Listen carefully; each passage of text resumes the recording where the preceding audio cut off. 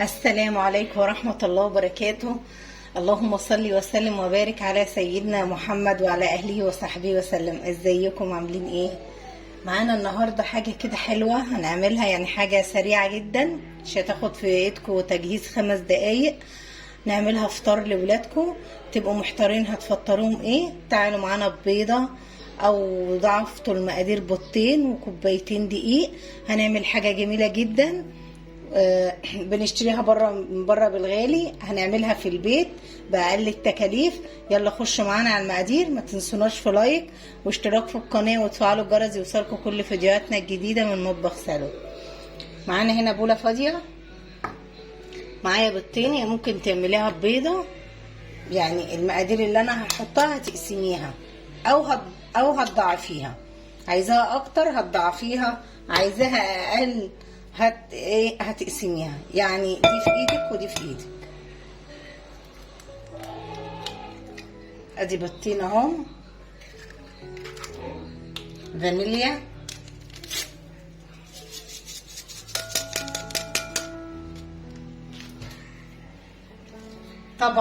طبعا اللي عارفني عارف ان انا الخل اساسي في اي حاجه فيها بيض او معجنات.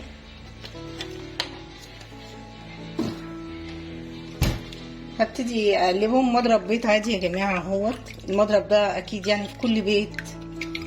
المضرب ده يعني ب10 جنيه ب15 جنيه، فيه الانواع اللي انت عايزاها اهو. هنقلبهم كويس كده. دابوا. هنزل معايا ب50 جرام سكر، يعني نص كوبايه سكر اهو زي ما انتوا شايفين. هننزل بيه كده ونقلب كويس قوي. لازم هقلب لغايه ما لازم يروح يعني السكر ده يدوب كويس قوي. لو عندك سكر بودره ماشي مفيش مشكله، سكر عادي. المهم اهو بيضتين، نص كوبايه سكر. وهكتب لكم المقادير تحت في صندوق الوصف اهو. هتنيني اقلب فيها كويس. اهم حاجه ان انا اقلب ادوب السكر كله. معلش الكاميرا بظبطها، معذرة الولاد كانوا هزوا الكاميرا، انا بس ظبطتها بس عشان تشوفوا كده. انا دوبت اهو، دوبنا كويس. هنجيب مع بعض ايه بقى؟ هنجيب مع بعض برضو نص كوبايه لبن برضو اهي. الحاجات دي والله يا جماعه بتفيد الولاد، لان الولاد النهارده مبقوش يرضوا يشربوا اللبن كده ولا البيض. هكملها.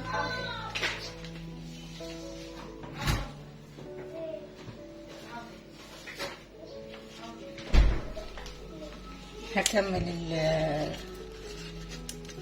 اهو، يعني نص كوبايه، يعني مش هنكتر كتير اهو. وهننزل نقلب كويس قوي. السكر داب لان انا تنيت نقلب فيه كويس قوي لغايه ما لازم السكر يدوب. وصفه جميله هقول لكم اسمها برضو واحنا شغالين. امشوا معانا اتبعوا الخطوات، سهله جدا، مش هتاخد في ايديكي 5 دقايق تجهيز اهو. هنبتدي نديها ايه بقى؟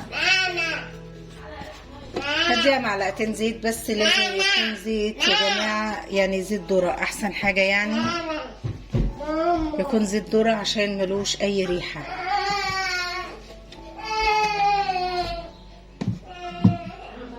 ونقلب كده المواد السايله كلها كده اخر حاجه في المواد السايله. دوبتها كويس قوي. معايا بقى انا مجهزه دلوقتي ايه؟ مجهزه دلوقتي ونخله كوبايتين دقيق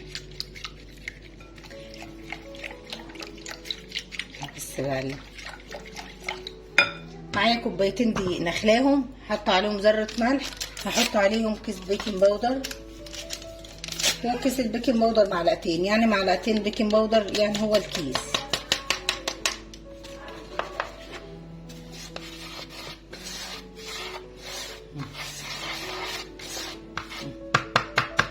هبتدي انزل شويه بشويه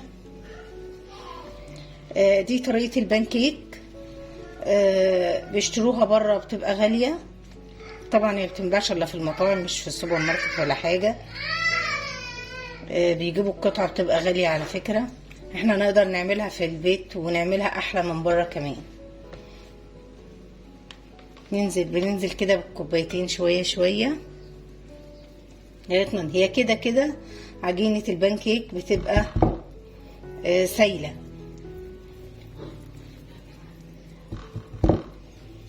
انا والله كنت قاعدة محتارة يقوموا يفطروا ايه، فقلت ما اقوم اصور واعمل البانكيك ده. انا كنت شايفاه من كام يوم وكنت كده كده عايزة اصوره.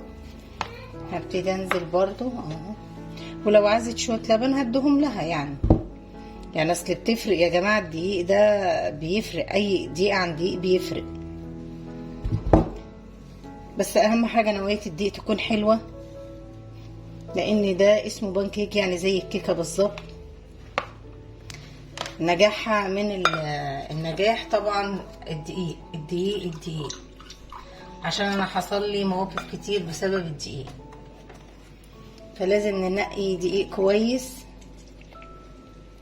ممكن تزودي ميه مش شرط او لبن، يعني هو الاساسي معايا نص كوبايه اللبن اللي احنا خدناها، انت ممكن تزوديها ميه. قلبتها كده اهي، هي بتبقى سايله كده اهي. طبعا هولع النار واجهز الطاسه عشان اوريكم هنعمله ازاي. مش هتندموا والله، حاجه سهله في البيت وسريعه، ممكن تعمليها فطار وتعمليها عشاء. لو انت يعني مفيش اي حاجه وعندك البيض والدقيق هتقومي بسرعه تجهزيها. هي العجينه بتبقى كده، هو القوام بيبقى كده، قوامها بيبقى كده. فتعالوا معانا يلا نخش على البوتاجاز. ومعاكم انا جيت اهو على النار بظبط الكاميرا اهو. ادي طاسه، عندي طاسه صغيره نعمل فيها كده اللي هي البانكيك اهو. ومعايا الخليط، هجيب مغرفه وهبتدي. طبعا انا مسخنه النار، بس يا ياسين مسخنه النار. هبتدي انزل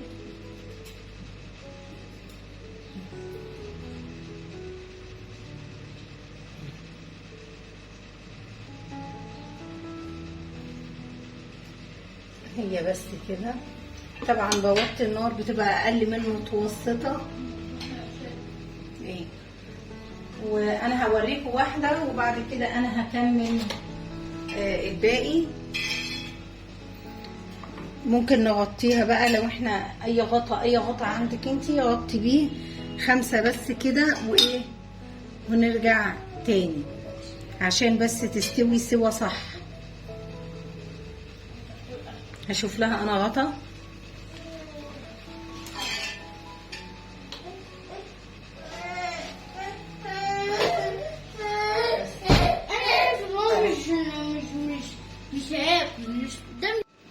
معلش معذرة الولاد مجننيني. طبعا انا جبت الغطا وغطيت بس كنت قفلت. شوفوا بقى احنا ما بنقلبهاش الا لما تدينا. بصوا انا هقرب الكاميرا، شايفين نخبت ازاي؟ يعني بتبتدي تعمل الخروج دي كده اهي. بتبتدي لما هي تعمل كده نبتدي ان احنا ايه نقلبها اهي. استنى برضو شوية لما يعني عايزاها تبتدي تعمل كده اخرام كده زي ما عملت كده اهي. كده بتبقى ايه، بنقوم احنا قلبينها بقى. فهي طبعا انا النار اقل من المتوسطة. ويا ريت الطاسة، اهم حاجة الطاسة تكون يعني ما يلزقش فيها اللي هي تكون تيفال.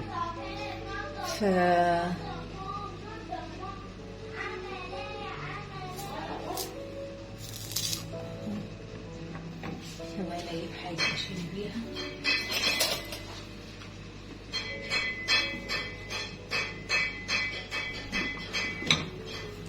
هي لسعت مني شوية، هوطي النار تاني.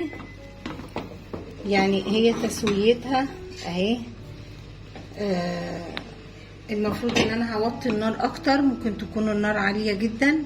هعمل تاني برضو 2 او 3. انا معايا اهو كميه، وهرجع تاني اوريكم معانا. ورجعت لكم تاني بعد ما خلصت الكميه. شايفين الجمال؟ شايفين البطين والكوبايتين الدقيق عملوا لنا ايه؟ انا تنتني وراها لما ظبطتها زي ما انتم شايفين. هو بيبقى اللون بتاعه ده كده وبيبقى كده. طبعا انتي الحشو بتاعك انتي ده بقى يرجع لك انتي اللي انتي عايزاه. يعني شوفي اللي ولادك بيحبوه ايه. انا طبعا هم عشان بيحبوا النوتيلا والشوكولاته هبتدي اعمل لهم اعمل كده. ابعد يا ياسين، ابعد يا ياسين. اهي شايفين دي كده اهي. هوريكم بس. وممكن بنحط عليها عسل، وممكن نحط عليها عسل، وممكن لو عايزين حادق برضو لو عندكم جبنه او حاجه تعملوها. يعني الحشو ده بقى يرجع لكم يا جماعه. بقى احنا عملنا البانكيك وانتوا احشوه زي ما انتوا عايزين. زي ما انتوا شايفين كده انا بقفلها كده من الاطراف اهي. وهوريكم معايا الجمال. يا لازم السكينه طبعا تبقى حاميه اهي. شايفين بقى؟ شايفين طبعا انا ما حطيتش ممكن تحط. انا بقيت خايفه ان انا احط شوكولاته يعني تنزل زي ما انتوا شايفين كده وتاكلوها بألف هنا وشفا. عايزه مربى، عايزه عسل، الحشو اللي انت عايزاه ده يرجع لك انت. عملنا لكم البانكيك، عملت لكم البانكيك باقل التكاليف، ما خدش في ايدينا 5 دقايق. فهقول لكم ما تنسوناش في لايك واشتراك في القناه وتفعلوا الجرس يوصلكم كل فيديوهاتنا الجديده من مطبخ سلوى. السلام عليكم ورحمه الله وبركاته.